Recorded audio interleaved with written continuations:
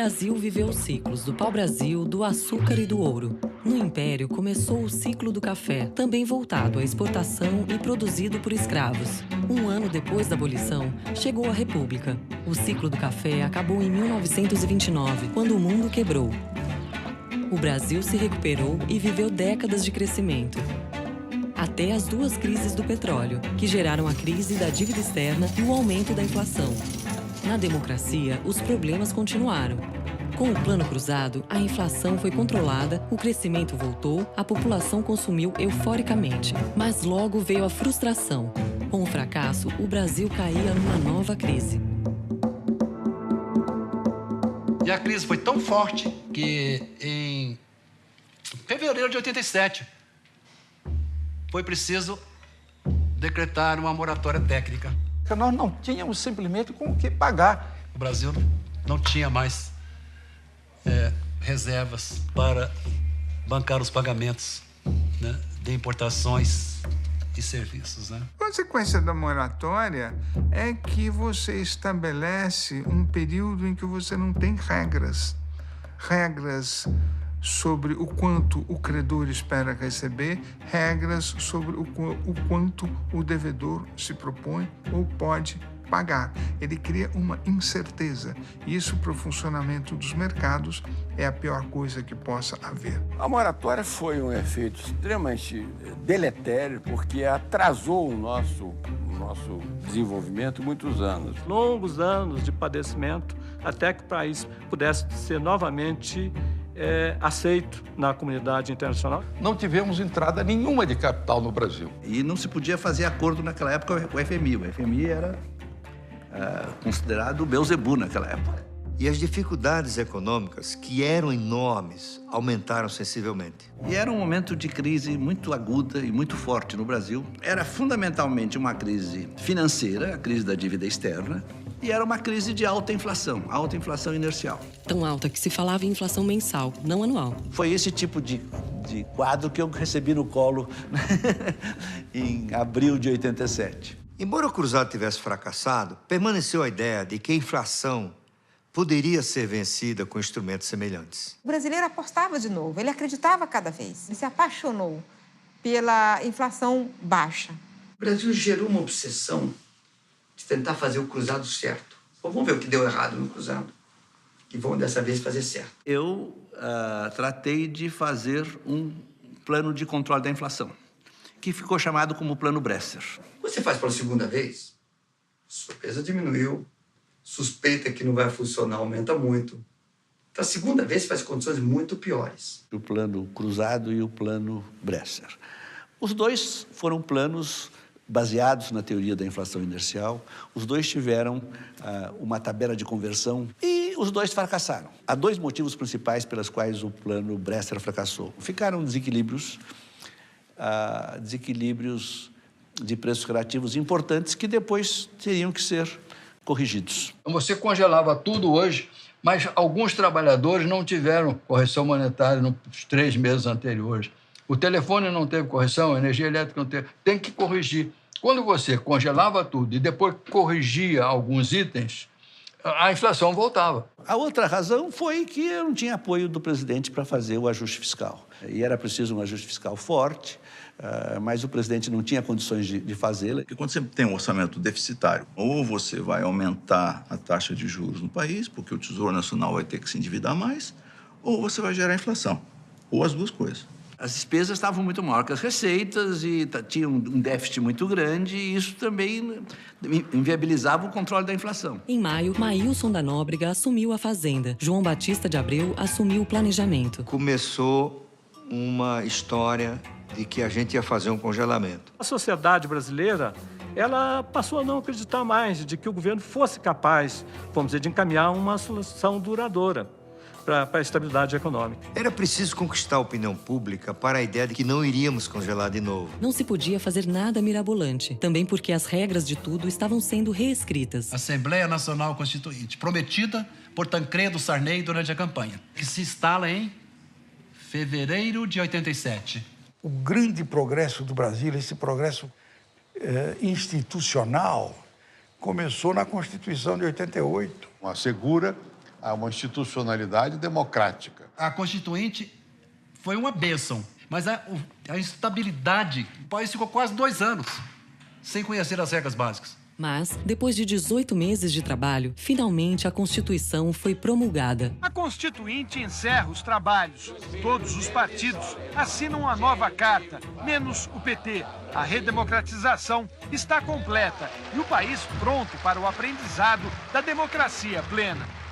A Constituição, no capítulo de finanças públicas, é uma boa Constituição, é moderna. Nós, brasileiros, temos muito orgulhar. O novo modelo de finanças públicas era formado de um tripé, que era o orçamento da União e da Seguridade Social, o plano plurianual de investimentos e a lei, a LDO.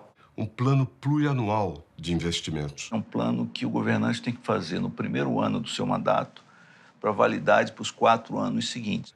Porque o investimento público tem que ser visto num horizonte muito mais amplo do que de um ano. Tinha a lei anual, chamada LDO. O objetivo da Lei de Diretrizes Orçamentárias foi permitir que o Poder Legislativo pudesse dar orientações ao Poder Executivo na elaboração do orçamento.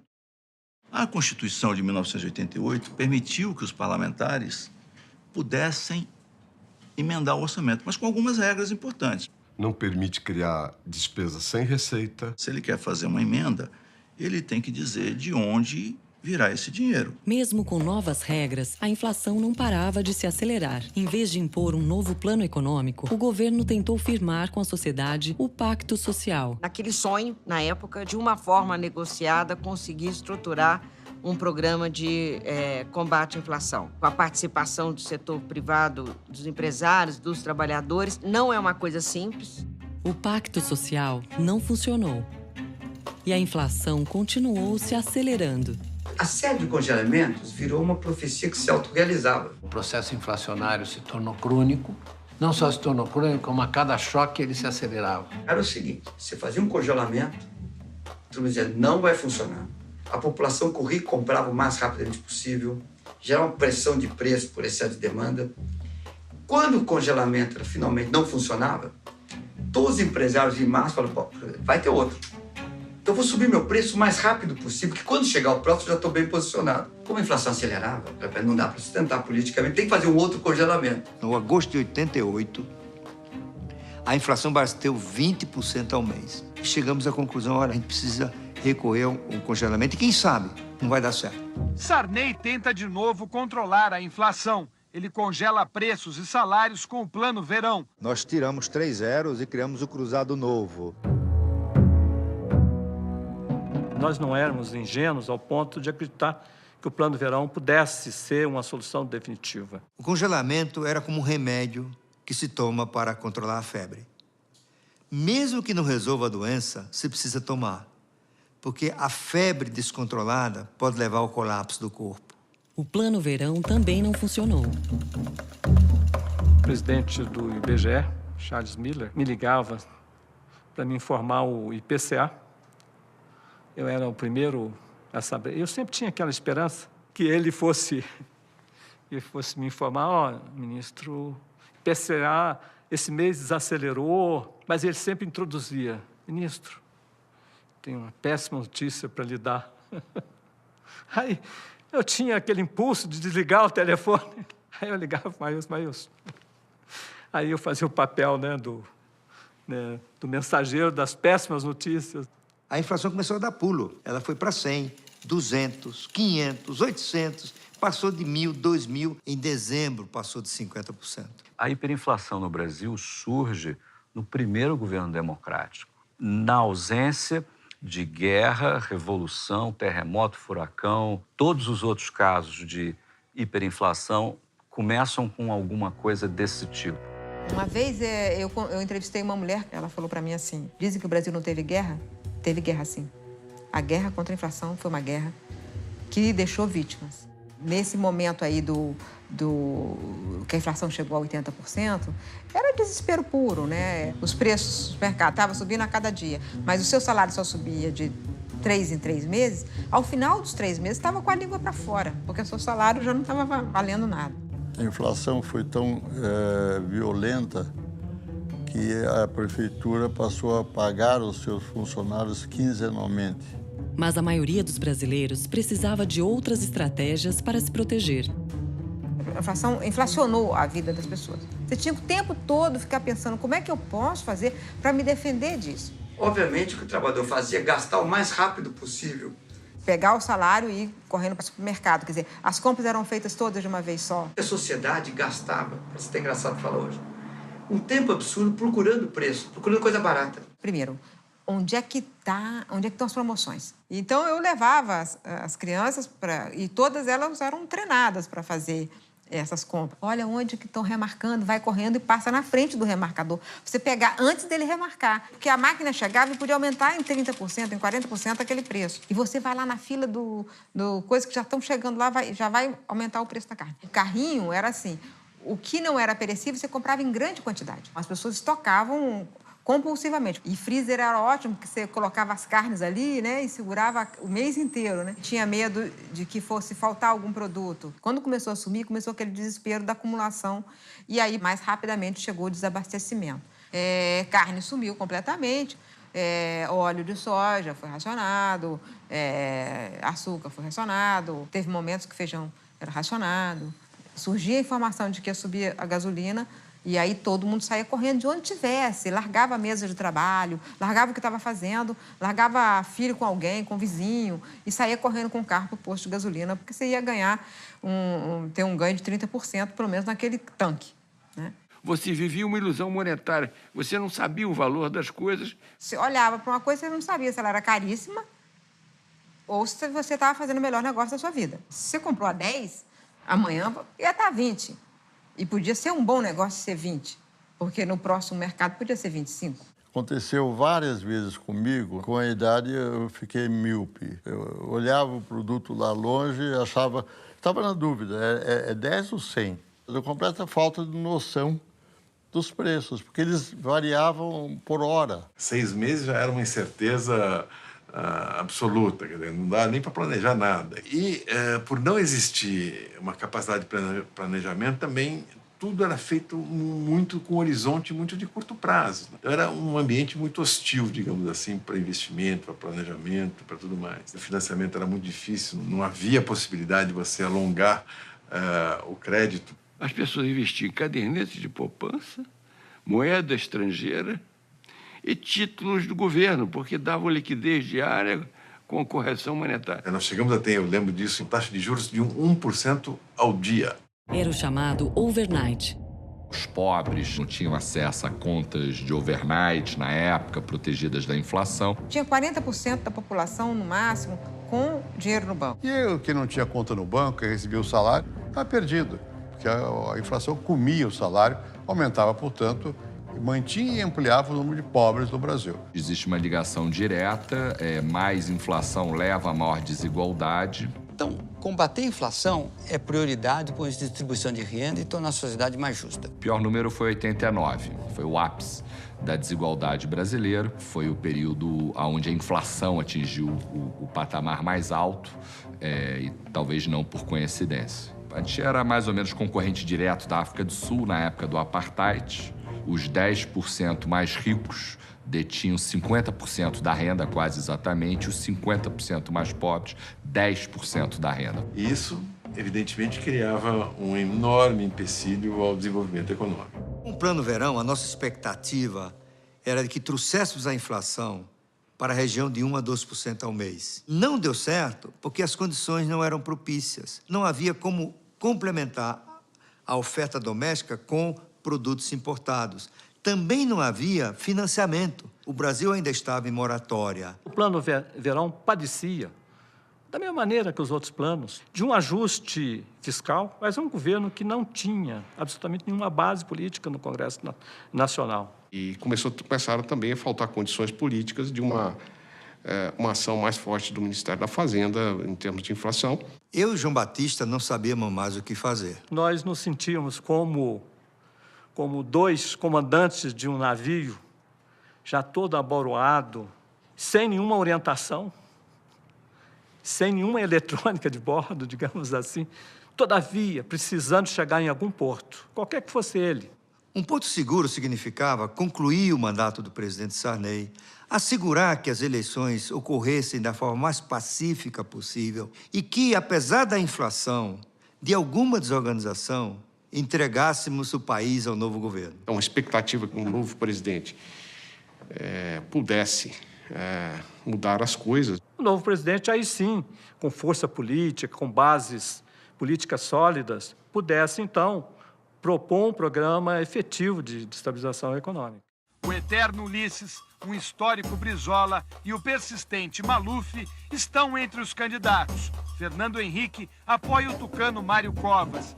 O ex-operário Lula conquista as esquerdas. Collor, com 28% dos votos, e Lula, com 16%, vencem o primeiro turno. Covas e Brizola sobem ao palanque de Lula no segundo turno. E Fernando Henrique também participa do comício que fecha a campanha do PT.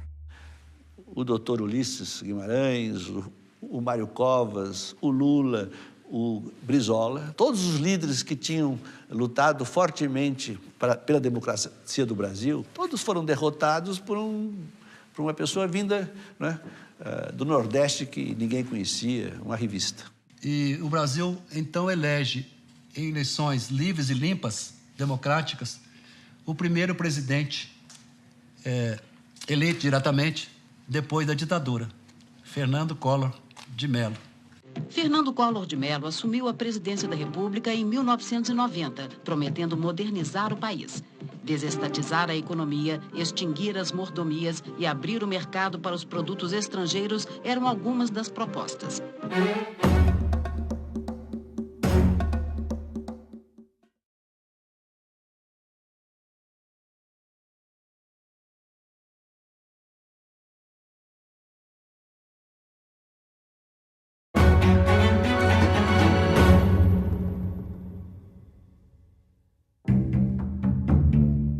Uma vitória do presidente Collor nas urnas que trouxe algum tipo de expectativa ou de esperança de que algo fosse feito com relação à inflação. É o primeiro presidente eleito, né?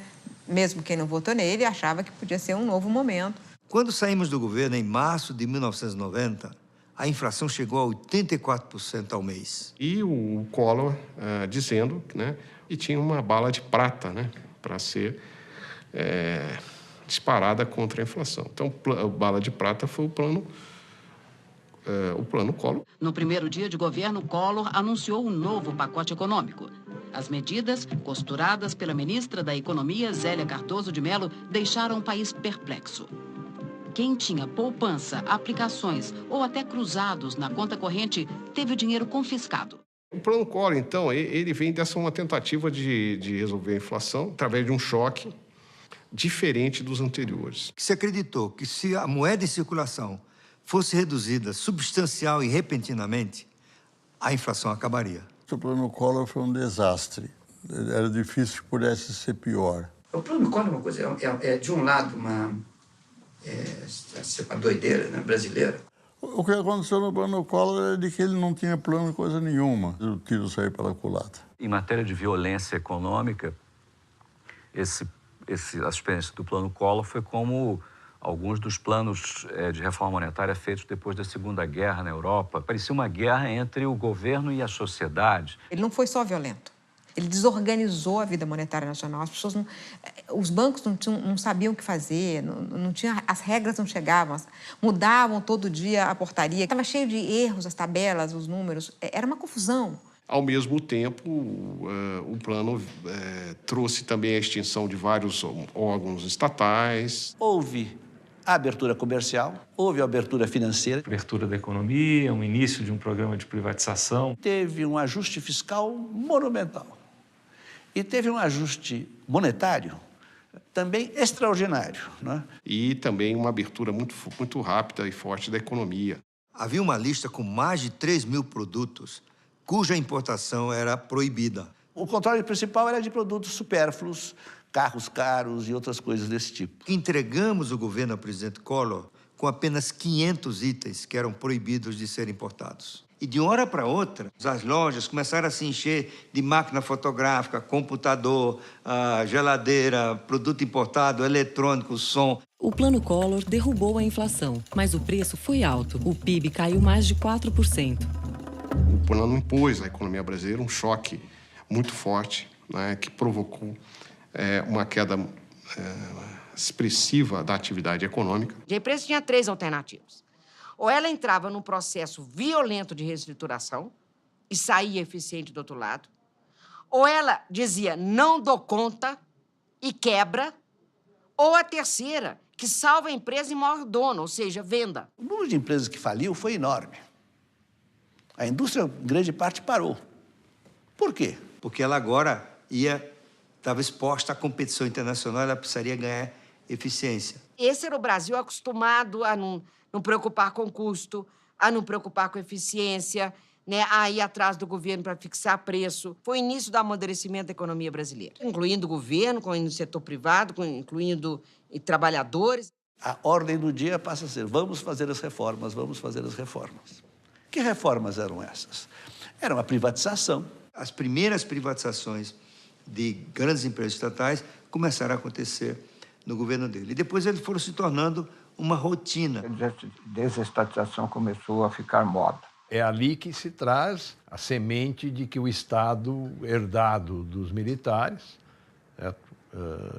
devia ser diluído um pouco a sua participação na economia. O Estado precisava não de necessariamente diminuir, mas se redirecionar. Existe uma ótica importante de saber assim, vale a pena ter estatais? Do ponto de vista do Tesouro, porque o meu dinheiro, o seu dinheiro, o nosso dinheiro, de todo mundo está nos acompanhando aqui. E uma outra dimensão que é do ponto de vista de funcionamento da sociedade e bem-estar das pessoas que usam os serviços das companhias estatais. O Brasil tinha hotel estatal, teve estatais como a Sunamã, de indústria naval, foi um fiasco gigantesco. Companhias de turismo, né? O bondinho do Pão de Açúcar e o trenzinho do Corcovado eram estatais. Todas essas indústrias e empresas foram vendidas ao setor privado. Nós tínhamos a Telebrás. A estatal era uma cabide de empregos, os políticos mandavam na estatal. Então, para o funcionamento da economia e da sociedade, é melhor você ter companhias privadas de telefonia competindo do que uma única estatal. A economia toda mudou, mas no controle da inflação, o Plano Collor fracassou. No Plano Collor foi feito um enorme ajuste fiscal, foi feito um enorme ajuste monetário, foi feito o congelamento e a inflação não acabou. Então, vamos dizer, houve a segunda tentativa, o chamado Plano Collor 2. Que era a saída do congelamento de preço. Então, nós inventamos o seguinte, você tinha preço congelado, preço controlado, liberdade vigiada e preço liberado. Preço agora não era uma variável que o mercado que dava. O Plano Collor 2 também não funcionou. Houve uma crescente resistência também da sociedade ao plano na medida em que ele não dava resultados, né? A popularidade do presidente começou a cair desde o primeiro dia do governo devido à violência do plano. E continuou caindo devido ao fracasso do plano e às denúncias de corrupção. Fernando Collor de Mello envolveu em denúncias de corrupção. Milhares de jovens com as caras pintadas pediram em coro a saída de Collor. O presidente renunciou em 1992, em meio ao processo de impeachment. Pusemos um presidente fora, fizemos um impeachment. Usando apenas as instituições e não a força das armas. Ele assinou, tomou um helicóptero e foi embora. O Itamar virou presidente nessas condições. O Itamar Franco, né, que vai ter que novamente lidar com as questões fundamentais, entre elas, né, especialmente a inflação. Mas como é que você administra um país com 2.700% de inflação? É impossível. Depois de empossar 3 ministros da Fazenda, em apenas 6 meses... Você teve o convite, né, do presidente Itamar ao então chanceler Fernando Henrique para assumir o Ministério da Fazenda. Quando eu acordei no dia seguinte, eu era ministro da Fazenda e não do exterior. Bom, evidentemente, a maior dificuldade era a inflação. Era o grande problema, porque a população não aguentava mais, as contas públicas desorganizadas, a incapacidade de prever. Ele sabia, como bom político que era necessário fazer alguma coisa. Meu primeiro impulso foi botar a casa em ordem, chamava-se assim. Havia muito a arrumar e o presidente reuniu grandes economistas para ajudá-lo.